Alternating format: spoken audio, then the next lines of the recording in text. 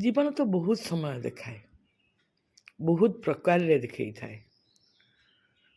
प्रत्येक घटना, दुर्घटना, समय, परिस्थिति रू आमे किछि ना किछि शिक्षा लाभ करू। और देखिए ये प्रत्येक मुहूर्त आमको आगु को जीवार सुजोग दिए। निश्चिंत ये प्रत्येक मुहूर्त रे आमे किछि ना किछि जो शिक्षा करू से शिक्षाटा आमको सारा जीवन काम दिए। देखिए जो आम पड़ी जीवु, पड़ीगला कौन करूँ, आंठे पड़ू, हाथ गोड़ बाड़ी ही जाए, खंडिया खाबरा हो जाए, पुणी आम भरा देके उठू। केतबेले जेतेबेले आम झुंटी पड़लु कि पड़ीगलु, सेमती जीवन बारंबार आमको विभिन्न प्रकार घटना दुर्घटना नहीं कि चलाए। ता भीतर आम बहुत गुड़े कथा शिक्षा करूँ, जो कथारू किछि ना किछि शिक्षा मिली थाए, जोटा कि जीवन आगो को गला बेले आमको साहाय्य करे। कहीं ना जितेबेले लाइफ रो ग्रोथ हुए से समय रे ये आमको गोटे गोटे कौन किक मारला भाया लाइफ आमको गोटे शिक्षा दे थाए मुहूर्त अनुजाई।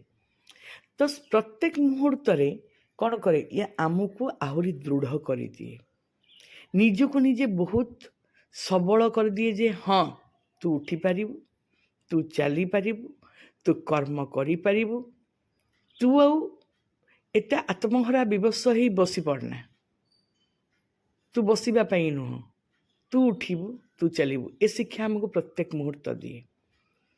कारण ए जीवनटा एई भली एक यात्रा, जो यात्रा रे हमको किछि ना किछि शिखिबार आवश्यकता अछि।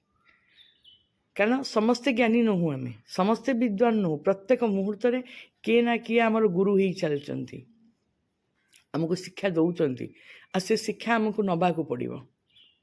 आमे जदि निजुक भाबीदेबा आमे ज्ञानी, आमे सब शिक्षा लाभ कर देउछु, भूल धारणा। ए जीवन रू ही शिखिबाकू पड़िबो। पुस्तकगत ज्ञान तो अलग कथा, प्रैक्टिकली आमे जो जीवन रे बंचुछु, ये प्रत्येक मुहूर्तर जो ज्ञान आमको मिलुची, ये आमको गोटे शिक्षा दे जाउची।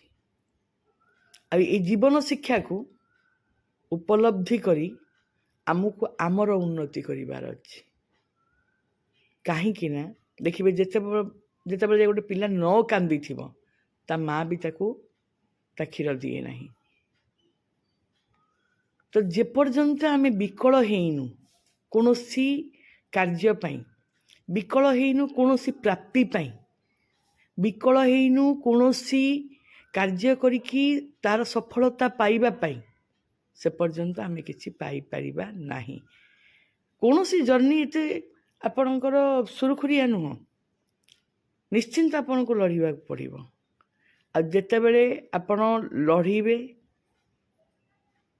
एकदम हार्ड लेबर दे पछे लगी रहिबे, जिते विफलता आसु, कारण आपण पड़िले ही उठिबे, सेइठु किछि किछि शिक्षा करी जाउथिबे। निश्चिंत आपणको किछि ना किछि शिक्षा सहित सफलता मिलिबो। आ जीवन ही से शिक्षा दिए, आको आमे शिक्षा करबा उचित। जय जगन्नाथ।